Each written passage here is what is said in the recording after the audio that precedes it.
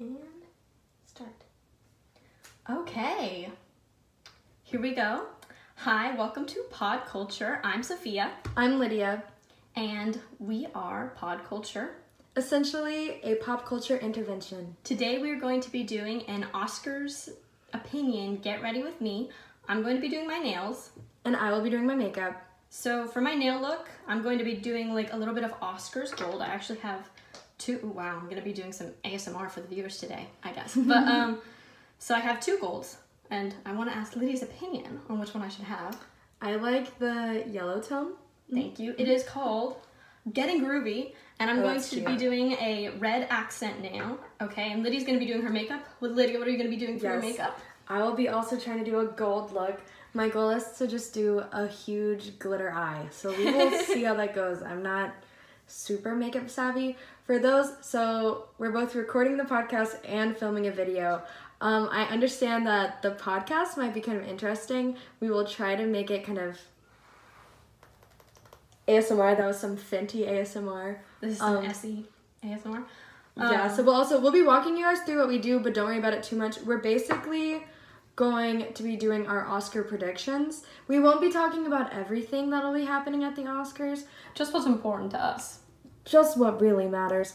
But I, of course, will be on my phone, ready for anybody's hot takes. So feel free to let me know if you guys have any opinions. Also, please comment below what you think will win, who you want to see at the Oscars, how you guys feel about there being no host at the Oscars. So, I don't know, I'm ready to start. We could start with, I'm going to start with both Primer and Best Supporting Actor. Oh, well, okay, that's perfect, because I'm about to remove my nail polish, and now I'm going to prime my nails. So, Lydia, Best Supporting Actor, what do you think? Oh, to be clear, I'm not saying what I think will win, I'm saying who I want to win. And then those are two very different things, I'm going to say who I think will win. I've done some research into kind of what's in the zeitgeist right now. I think Mahershala Ali will win for his role in The Green Book. Ooh, okay. So I'm going to be totally frank with you. I have not seen The Green Book, and I don't have any plans to. I know that's not great. I'm sorry. But I don't know. Sorry. So for supporting actor, I kind of think that Adam Driver should win. I saw Black Klansman last weekend? No, 2 weekends ago. And I actually hadn't seen, I would wanted to see it before, but, oh wait, no, I did see it before. Never mind, I saw it with Sam. That's a lie. Anyways, it was super, super good. And Adam Driver was actually really, really good in it. It was his first movie that I've seen him in where I was like, oh, he does have range, like. The disrespect. You obviously haven't seen Inside Llewyn. Comment below Davis, which stars Oscar Isaac. Have you seen it? No. I'm sorry. It's a Coen Brothers film. I think it's really good. No, so I recommend watching it if you want to know more about Adam Driver's range. Also, really quickly, I'm applying Fenty right now. It looks really crazy till I'm done. I am 140. It's the Pro Filter. I'm a big fan. I'm really red today.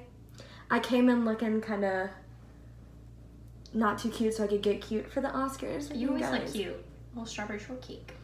So, okay. Tomato shortcake. So, actress, who do you think will win? I know who I want to win, but you go because you're saying who you think will win. So, I think the question on a lot of people's minds, who from The Favorite is winning? So, I think it's going to be Emma Stone. I think that Emma Stone has kind of provided the Oscars with a versatile career. They are big fans of Emma Stone. This would be love her. Her second win. This is her third nomination. But within the last 2 years, right? Yes, she won for La La Land. We have disagreeing opinions on her performance on La La Land, but I think it'll be Emma Stone. Who do you think? I wanted to be Emma Stone. So, I don't mind Rachel Weisz or Regina. I think Rachel Weisz, or I want it to be Rachel Weisz.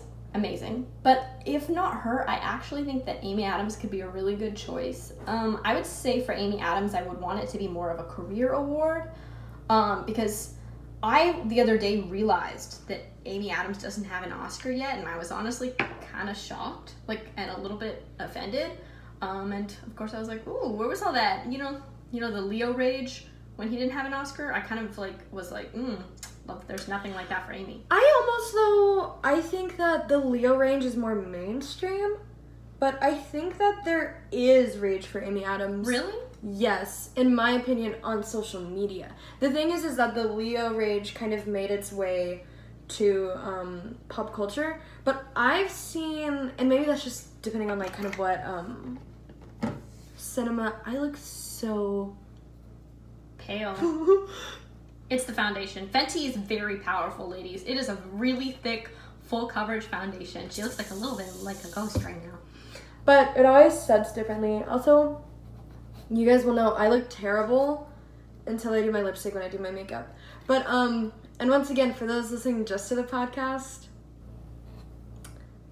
interesting experience for you guys. Oh, for the give people, them some ASMR with the nails. So for I don't want to do that to them. So for the people listening just to the podcast, I am filing my nails right now. I'm shaping them. So let me give you some ASMR. Hopefully that made some shivers crawl up your spine, or as they call them in ASMR, tingles. Oh, really? Anyways, yeah, that's a thing. I do listen to some ASMR to take naps, because actually I have the inability to nap, but I figured out that if I listen to ASMR, I can nap. Sounds weird, but true.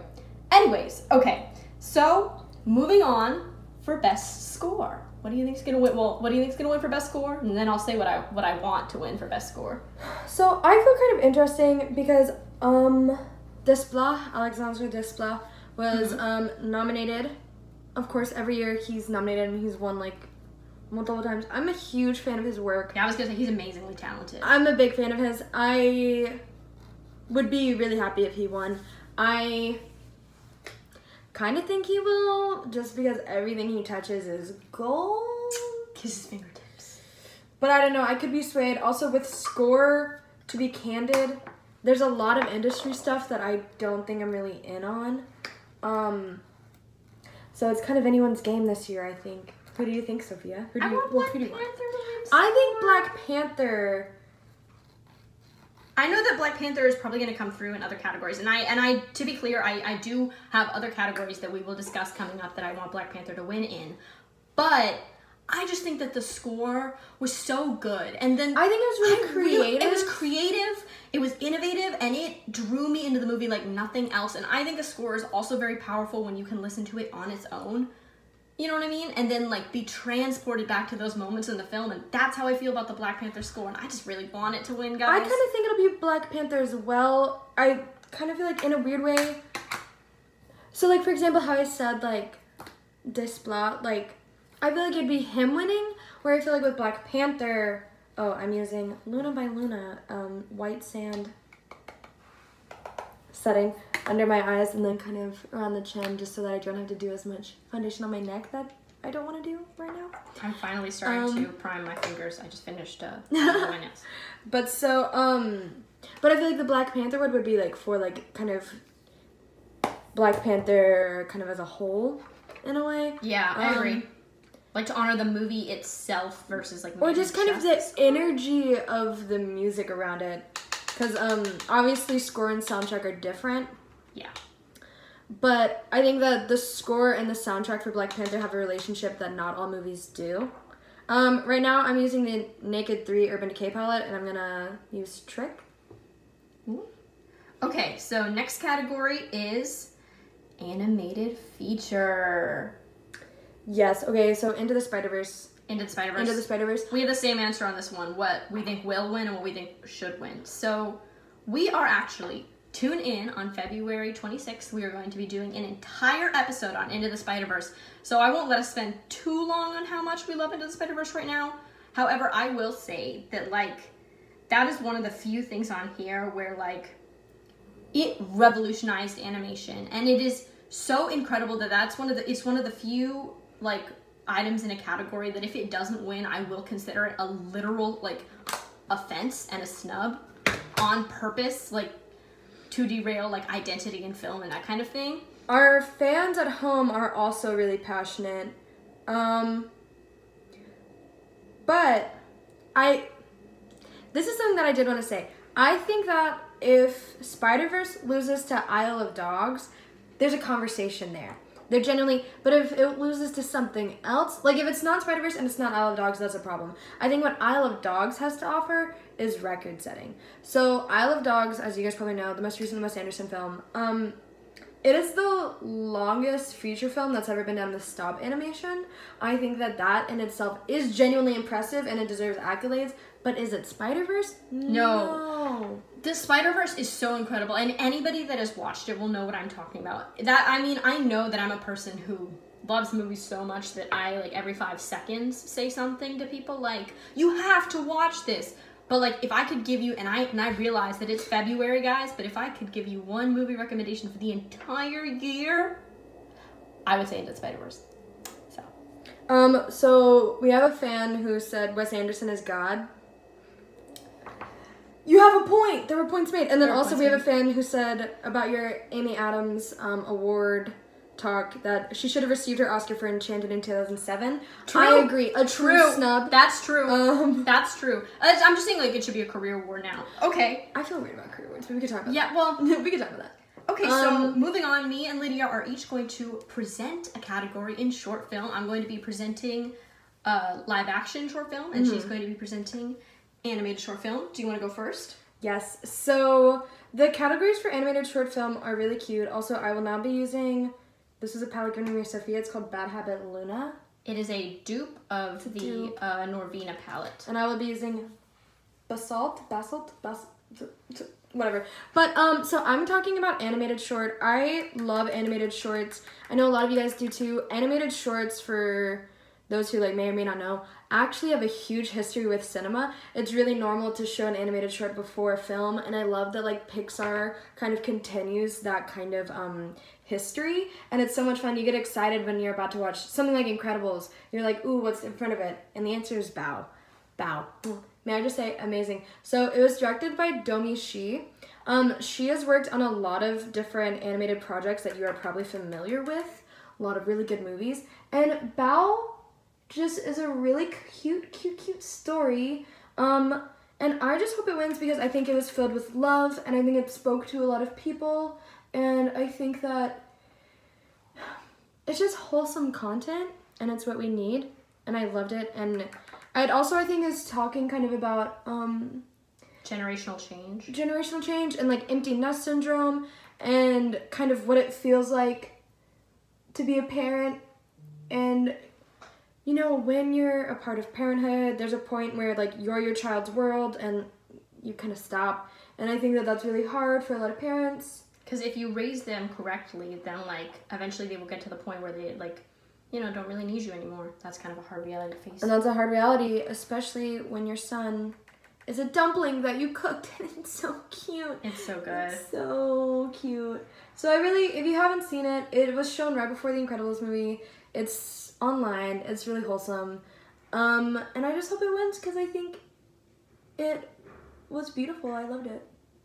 So in live action short film, I actually caught up just the other day because I'd only seen one of them before now.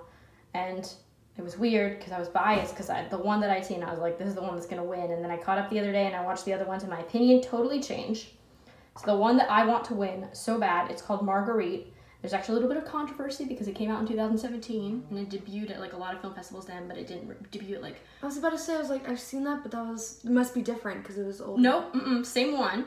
Yeah, I know. But, like, it didn't debut at, like, certain film festivals until this year, so it's getting counted for the 2018. But anyways, oh, by the way, I've started my gold nail polish.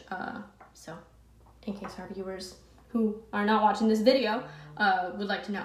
But it's about, like, an older woman who learns that, like, her nurse is a lesbian, and then, like, comes to terms with, like, love for women that she's had throughout her life. And actually, it's really funny that Lydia would mention, like, generational change being a theme of the one that she wants to win, because for me, like, that short film is a lot about, like, generational change and the way, like, acceptance of both, like, self and society-wise, like, change throughout time. I really wanted to win. Although I kind of think that there's another one, I don't even really know how to pronounce it. It's called Fauve. but I think it might win because it's two kids kind of against Mother Nature, and that's a traditional soft spot for the voters, but we will see. But if you haven't seen Margarita, I would really recommend going to watch it. Super good. Where did you watch it? In a legal stream. Never mind. Never It mind. doesn't matter where you watched it. I watched it legally, ladies. And y'all will too. Y'all will too. Oh, now I am, okay. So I'm applying, I like to use Hustler Baby and Me and Money from Fenty, but I have hit pan. Oh my god, that's like a hard pan hit. You should see her thing, and yeah, like, you know, like people are like, oh, I hit pan. No, this one's like carved out. In a good way, though. It really just speaks to the quality of the highlighter. I love Fenty. You know who got snubbed at the Oscars? Rihanna. Fenty. I don't know why or what she could have done, but she should have been nominated for Best Picture. So adapted screenplay, that's our next one. Ooh, okay. I have feelings. Do you have any feelings? I do have feelings. So why do you know are you gonna say what you think is gonna win or what you want to win? This time, it's both. Black Klansman. Yes, okay, that was my opinion too. I'm so happy we share. Black Klansman is so good. If you haven't seen it, please do. Again, this is me doing that thing that I do where I'm like, you have to see this movie. Sophia watches a lot of movies. We know. We've realized this. But she has a podcast about media. Yeah. But it's witty and it's smart and it's so impactful and like just incredibly relevant to the times that we like are living in today. And it's a nod in a way to like a lot of films that have come before it. My professor actually talked about it for like an entire lecture the other day about, because in class we watched Birth of a Nation, and he talked about how in a way he views Black Klansman almost as a response to that. But I don't even want to demean it by saying that. But it's with crucial nods to like past like racism in film. Oh, it's incredible. It's incredible. Please see it. Well, and I think that a lot of Spike Lee's work kind of references like a lot of that like kind of blaxploitation era. Yes. And so that comes through in a lot of his films.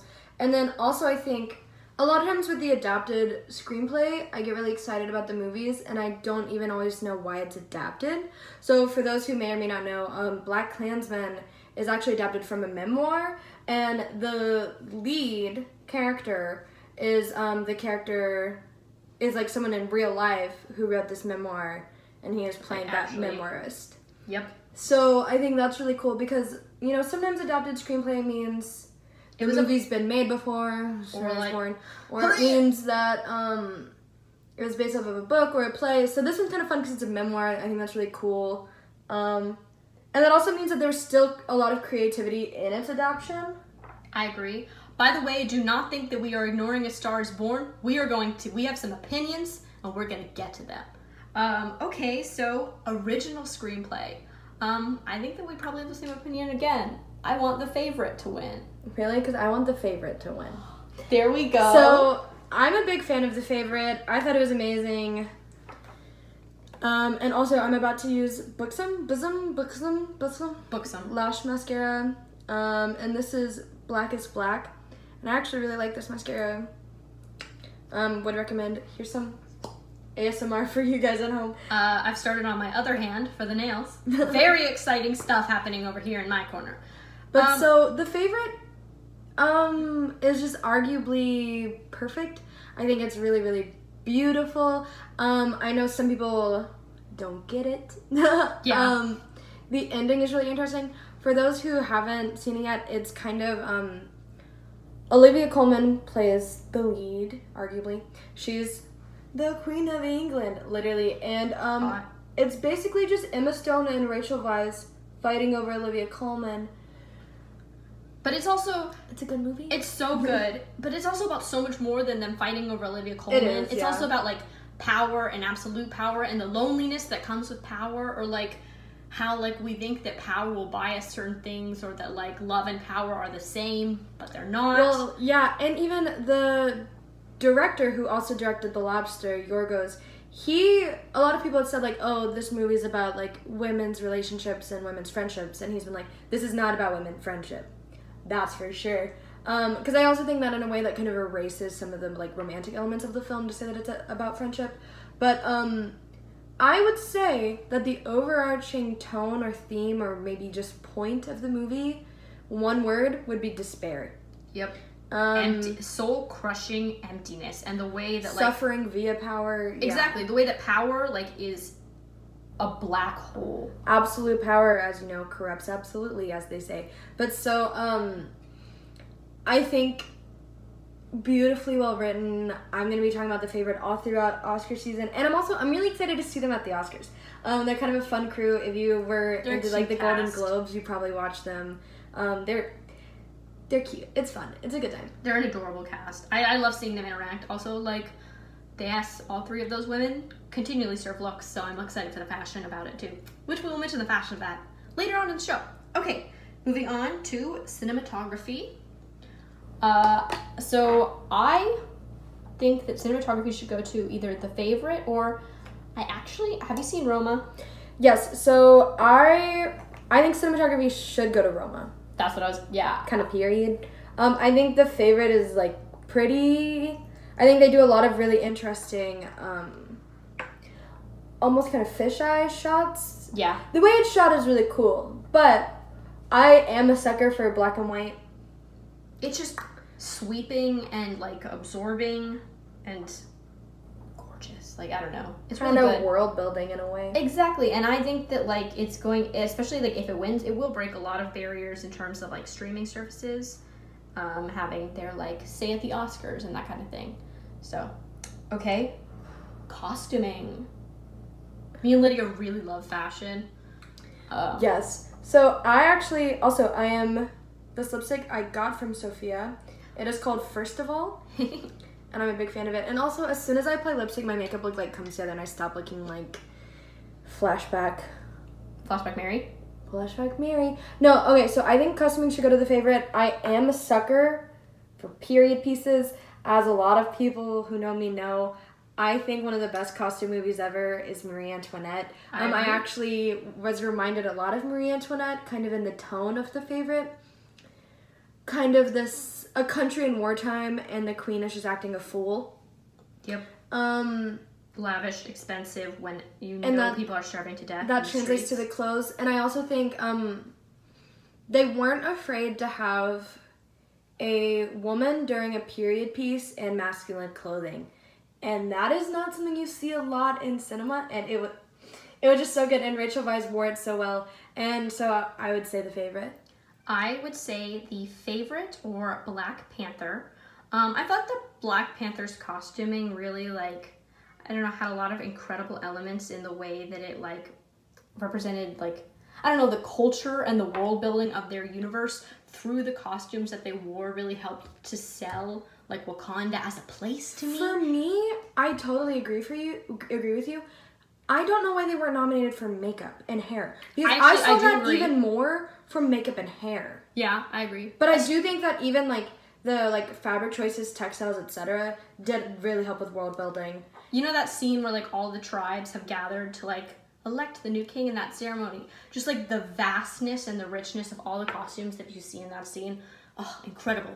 Perfect. Exactly, like, the kind of thing I think you need to win costuming. Although, like, if the favorite wins, I love a period piece, and I won't be mad. And I would be excited for a period piece I feel like, to get the nod it deserves, because I don't think that's happened quite recently. No, but I think that this is, we're going to talk about, like, snubs later, but that I think Black Panther definitely, because, like, kind of the storytelling via costumes is really exciting. This is a Mad Lib, I'm going to let it sit.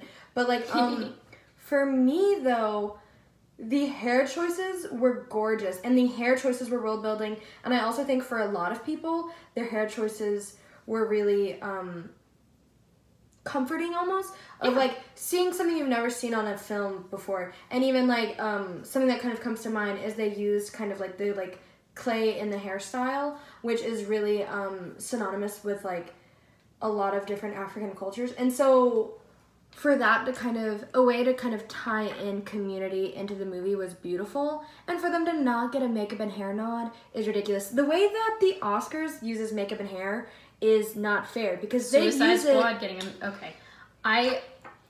Suicide Squad bothers me to this day. I'm sorry to interrupt. But, no. But, like, I also think the Oscars views makeup and hair as special effects.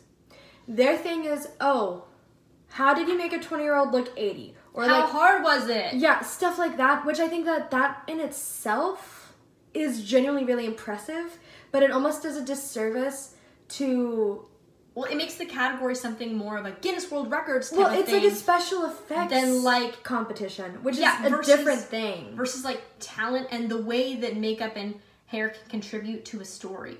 Moving on to makeup and hair, actually. Disappointing, once again. Every single year, the nominations, I would say for the last 4 years in a row, the nominations for makeup and hair have, like, let me down so much. Also, like, every single time I scroll down and read them, I'm excited. No, and it was so small last year, too. Last year was 3 movies, too. Why? There's makeup and hair in every movie. That is the only thing. Like, unless you're doing an animated short, there was makeup and hair in your movie. Like, every single live action film has a makeup team. And, like, these people aren't being valued. And to me, if the Oscars isn't to kind of reveal, like, who's doing amazing things via cinema, then what's the point? What is the point? And I agree that, like, they are just so short-sighted now in the way that they nominate things for like, special effects versus, like, actual, like... Well, how did the makeup contribute to the story of the film? Like, how does the makeup further the film itself versus rather than, like, it being just an impressive medium on its own, which, like, special effects makeup is amazing. That's great. But what I want to know is how it contributes to the movie itself. And if it doesn't, then, like, what's the point of this award? All that to say, I think Vice is going to win. God. I actually think it's going to be Mary Queen of Scots. Because people are so shocked for some reason. They're like, oh my god, how could they make Margot, like, Robbie look so, like, terrible? But I'm like, she didn't even look like that. Like, you know what I mean? Also, like... They've done that. Remember, literally Charlize Theron's whole career? Like, we've been there before. Guys, like, making the blonde girl look ugly, like... It's old, it's tired. Also, I'm, like, sick of this. Also, I thought it was done really well. And that's what I'm saying. I didn't think she was that ugly, number one. And number two, I'm sick of this thing where, like... putting glare in my face. If the blonde girl looks ugly, it's, like, shocking. Anyways, okay, moving on. No, but that's what they did in, why am I not being able to think right now? Tonya Harding. Yeah, exactly. Like, Margot Robbie's already been there, done that. So I'm just adding a loose glitter to my highlight because I want to look as shiny as the Oscar statue. I'm adding some stickers to my nails in order to create a pattern. So I'm overlaying it with a new color. Okay, so moving on to song. I think this could be a quicker one, but... For me, All the Stars, which, you know, top dog, Kendrick, SZA. Okay, wow, we literally agree. Yeah, no, that's what I want too.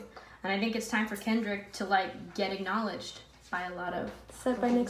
Kendrick is amazing. Okay, so now we're going to talk about our snubs. What doesn't deserve to be here. So I'm going to start with saying what doesn't deserve to be here. There's 2 things. A Star is Born. I have 3 notes about it. The first one, let this film die. It's been remade so many times, and guys, it's old, it's tired, it's busted, it's crusted, I'm over it. And maybe it's just me being over it, but the thing is, like, this story, it doesn't even, like, really change, and I'm just, like, it's not, like, this, like, sweeping, like, Romeo and Juliet love story. Like, I don't understand why, like, time and time again, this becomes a story that people are so eager to see played out. Also, not that good. Also, Bradley Cooper is not oppressed. Can we stop acting like Bradley Cooper is oppressed? Okay. So for me, I think that I really understand the appeal as a viewer to the movie. I think it sounds like a fun little movie. But I really also have an issue. I think there's been a lot of lashback from kind of the, like, film talk kind of community of, like, Bradley Cooper, he's always so snubbed. And you could argue he's been snubbed literally once with Silver Linings Playbook. Are you telling me he's been snubbed for The Hangover? No, you're not. Please. That's what I mean by, like, Bradley Cooper's not oppressed. Like, guys, like, let's stop acting like it's been a really big struggle for his career to not be acknowledged. He hasn't done a lot of movies that deserved to be acknowledged. Which is literally okay. Not every career has to be, you know, surrounding the Oscars. And so I think it is really weird to hear this kind of, like, let's see, Bradley Cooper get his win finally. And then also, a lot of people were like, he was snubbed for Best Director. I was like, that's... It's exhausting. Also, I'm just like, let's not act like it's that hard for a straight white man to get their win. I'm sorry I'm saying it. Okay, so here's what I think was snubbed. I have a lot of opinions on what was snubbed. I have a lot of opinions. Number 1, 8th grade. My number 1 is 8th grade as well. I'm glad that we really started on the top. I thought it should have at least been nominated for original screenplay. If nothing else, original screenplay, but I would have loved a Best Actress nomination, especially because we are going a lot younger. Like, Timothée Chalamet, just like last year, was nominated for Best Actor. So, like, if we're going younger, like, let's commit to that. And it was so good. Timothy, though, is a little... Like, he's in, like, he reached the, like, 20 thing. I do understand that, like, for 8th grade, she was, like, you know, in 8th grade. But for 13, me, I really feel like Bo Burnham actually got snubbed for Best Directing. Especially, I feel like, not even necessarily a win, but a nomination, almost as a nod to, like, you did the thing. The come up. The come up, if you will. I thought that the writing was gorgeous. It was really inspirational. I think that there's a lot of moments that, like, are so uncomfortable and cringy, and it's actually really hard to make a movie that has so much, like, ugh, but is still so good and just so kind of comforting and familiar. And so I was sad to not see it. I think it is mostly because it wasn't on the, like, Oscar market. They did not. I agree. It was a low budget, kind of more independent film, and so they did not. I think it just really flew under their radar. Not even that, like, people saw it and then were like, this doesn't deserve Oscars, but I just think it really fell through the cracks. Okay, I think that's Sorry to Bother You. In a way, I feel like it's maybe too weird for the Academy. I have it as a maybe snub as well. Maybe a snub. I'm not for mad. Best Screenplay, what do you think it'd be snubbed for? Oh, I have Best Screenplay. Okay, Best Screenplay? Not a win, a nomination. That's all I want. Like, the acknowledgement of it's... I don't know. I don't know. As I wrote it down, I literally wrote, might be too weird for the Academy, ? I do think... The movie went a place I really wasn't expecting, I'm not gonna lie. They also... So, the director, he also kind of spoke out by saying, like, we didn't advocate for being on the Oscar circuit. We didn't put money into being, like, for your consideration or anything. And so, I think that... It is interesting that even if the movie was maybe not going to make it, that, like, if you don't try, if you don't, like, not try, if you don't, like, push yourself, if you don't dedicate your budget, and then you won't get the nom. And I think that that's really sad, because that's kind of shutting out a lot of the more artistic films. And I think this is a Weinstein's fault for kind of creating this market for the Oscars and making the Oscars into, like, this big thing. Though, interesting, I think one of the snubs, speaking of little Chalamet, I'm a Timothée Chalamet fan. They super market themselves to be an Oscar movie, and I think that he should have gotten a nom for Best Supporting in Beautiful Boy. I think that Beautiful Boy could have been shot a lot better.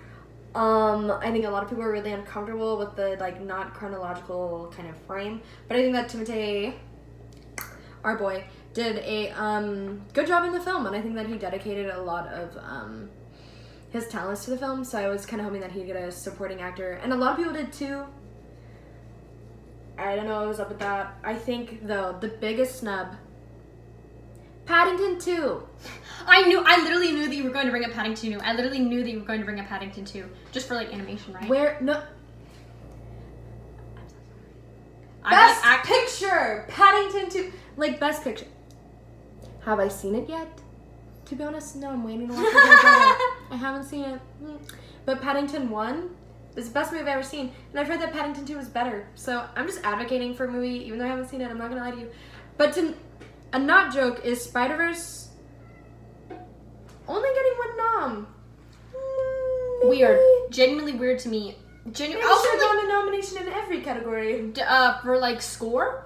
Where was that? Where was that? I also think that A Quiet Place was snubbed. I actually think that John Krasinski should be getting the director kind of treatment that Bradley Cooper got. Because if we're, like, really going to talk about somebody who I feel like actually did something that hasn't been done before, that hasn't been done quite literally 4 times before, then, like, John Krasinski, incredible. A Quiet Place is so good and really, like, innovative in the way it works.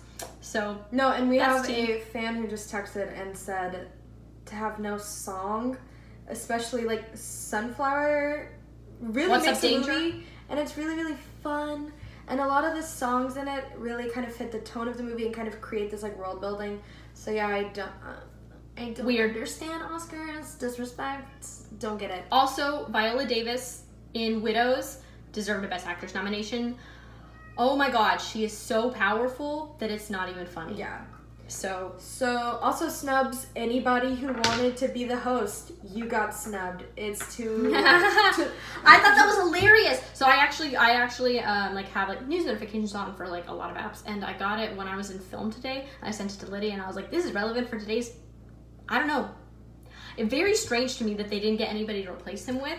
I don't think it's, I'm good riddance. Good riddance to Kevin Hart. He has no place in this in this event at all, and I like don't think that like they should have like brought him back or anything like that. But it's weird to me that they didn't get anybody to replace him with. However, I don't know. For me, I was like, are there people in Hollywood that are afraid of offending Kevin Hart? But I wasn't sure.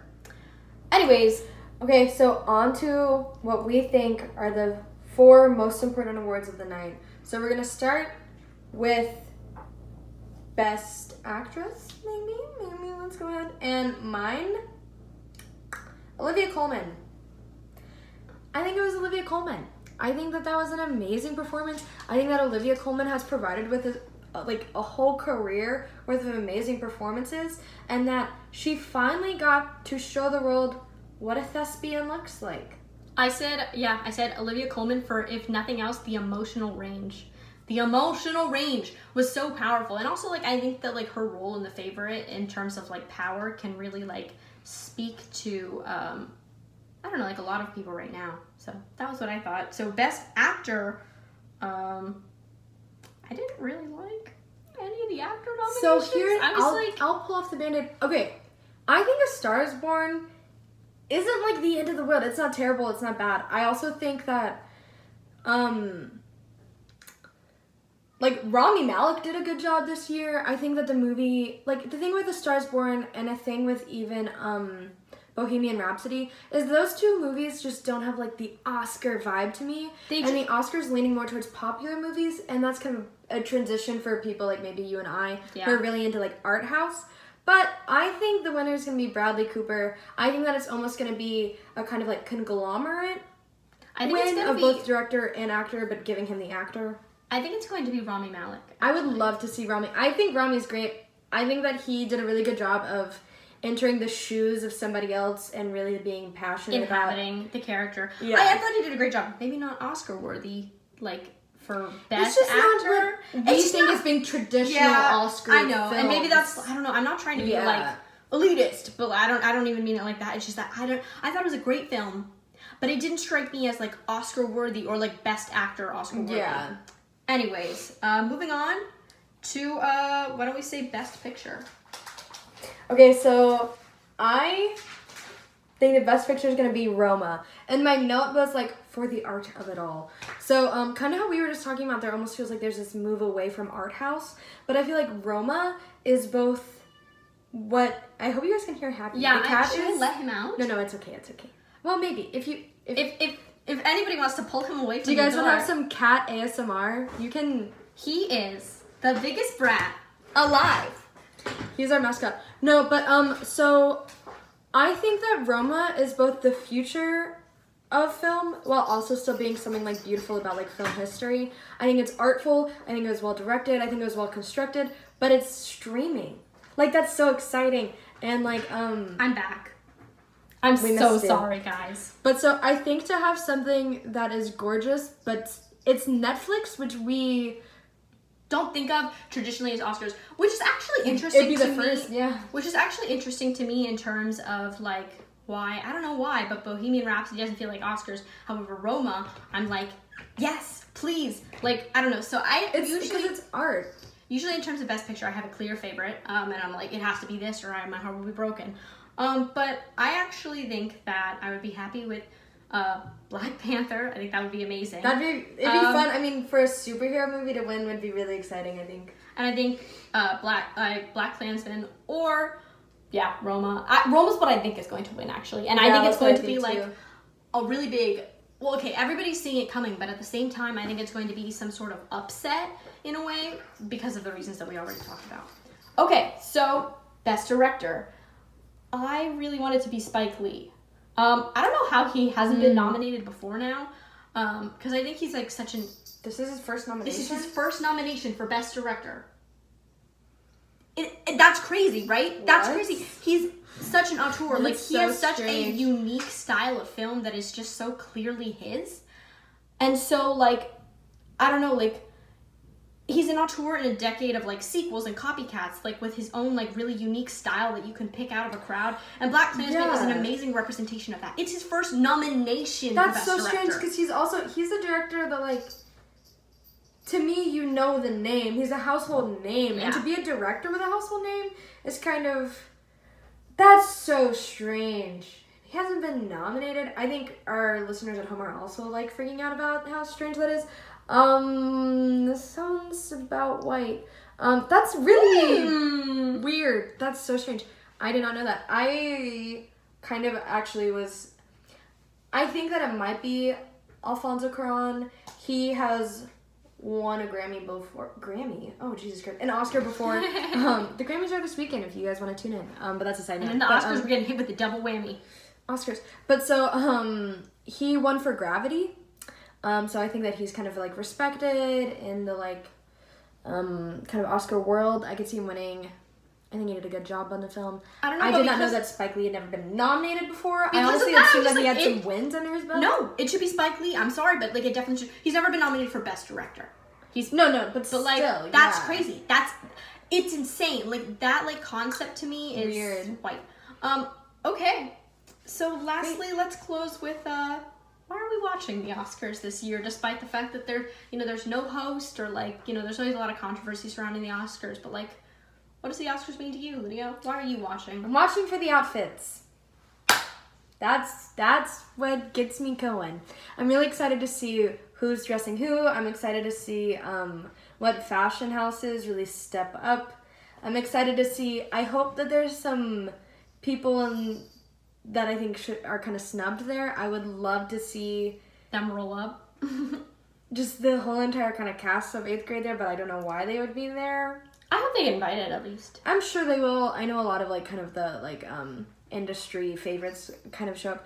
But no, I'm mostly just excited to see the outfits. I'm not gonna lie to you. I'm also excited to see what it will look like. I know this kind of like not having a host thing might actually be beneficial. It almost seems like it could be good. It'll allow for more time for kind of individual kind of experiences. I think that each host of like each like award giver we'll get to have a little, like, bit, I think, maybe. I don't know. But I'm excited to see what that'll look like. Yeah.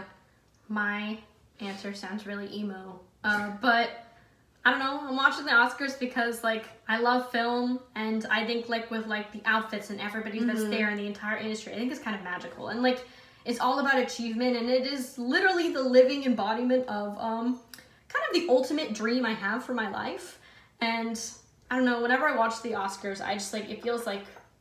except for like years where things get messed up a little bit. But a lot of times to me it feels like electric and magical and just like so incredibly powerful. And it always every year reminds me like this is why we make film and these are the ways that like it binds us together. I don't think it's like the best year of the Oscars overall, but like I love it every single year. I don't know. It really makes me feel something,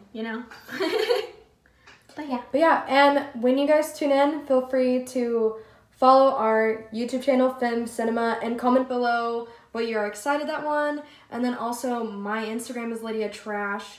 You can definitely tell me who you want. official.sophias. Yes, and also for those who are only watching the YouTube video, we also have the podcast posted on our website, blackringradio.weebly.com. We will include the link in the bio down below. But thank you guys so much for tuning in. I hope you guys like this is a really glitter look, basically. We love you guys, and we love your commentary, and we appreciate everybody listening. Yes. Okay, so this has been PodCulture. Bye, guys. Bye.